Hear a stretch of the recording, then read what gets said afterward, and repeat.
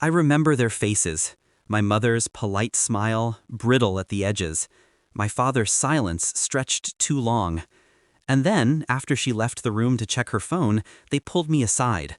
My father leaned in, his voice low, his words sharper than anything he'd ever said to me. "Son, she doesn't respect you." That sentence split something inside me. I laughed it off at first, tried to mask the sting, tried to defend her. But in their eyes I saw no judgment, only concern. They had spotted what I had ignored, a crack in the foundation I had built my life upon. And once you see the crack, you can't unsee it. I met her 3 years earlier. She was all fire, confident, sharp-tongued, unafraid of anyone. I mistook defiance for strength. I thought her blunt honesty was refreshing. I thought I had found someone who would challenge me, make me better. In the beginning, it felt true. She laughed at my jokes before I even finished them. She touched me in ways that felt like electricity. She whispered promises of forever when the lights were off. I believed her. But love has a way of dulling your instincts. You excuse too much, rationalize the sharp edges, tell yourself that storms prove passion, until the storm starts tearing your roof apart. The night with my parents wasn't isolated. It was the key that unlocked a dozen memories I had buried. The way she mocked me in front of her friends, calling it banter. The texts she'd hide with a quick flip of her phone.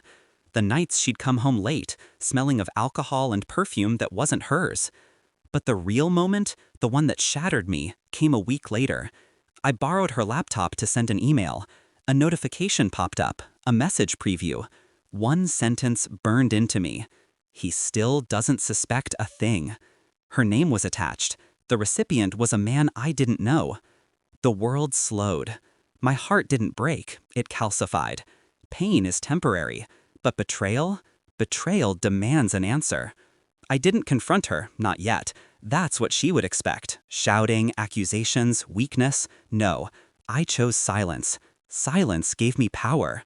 I began collecting. Messages, screenshots, records. I traced her movements, tracked her lies. I saw the dinners, the hotels, the names. I learned the other man wasn't just some fling. He was married, children, reputation that could burn. She thought she was clever. She thought I was blind. But every laugh, every kiss she stole, I was there, in the shadows, watching, writing, archiving.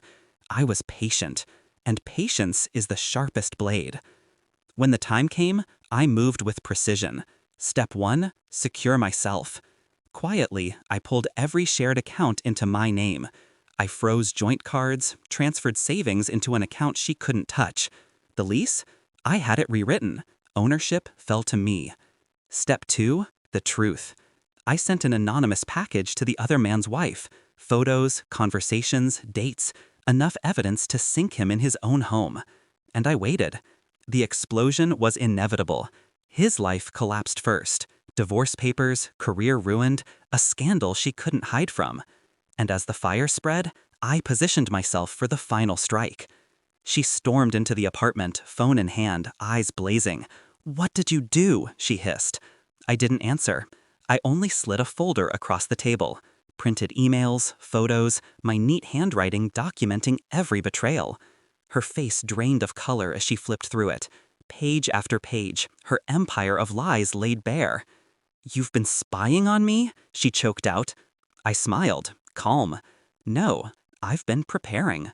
Her bravado cracked. She begged then, promised, wept.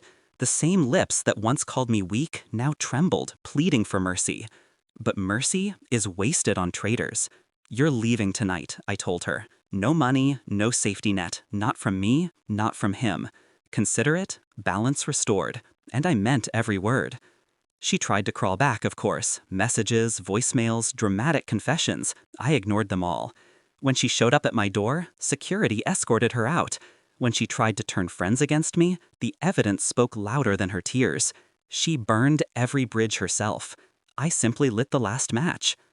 I met my parents again weeks later. Same house, same quiet living room. My mother touched my arm gently, as if searching for wounds. My father studied me, then nodded once. He didn't need to speak. I knew what he was saying. "You listened." Yes, I listened.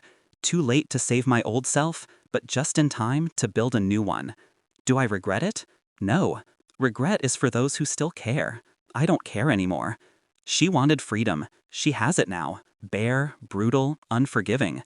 I wanted truth, and I have it. Sharp, undeniable, final. In the end, betrayal didn't destroy me. It refined me. And when I think back to that night, my parents' warning ringing in my ears, I realize something. They weren't just telling me she didn't respect me. They were daring me to respect myself. And I did.